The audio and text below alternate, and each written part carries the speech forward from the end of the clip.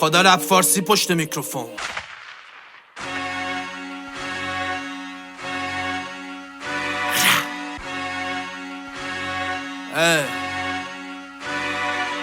روشن تکلیف داشی میکنی تشکیل داشی هیئت 5 تیر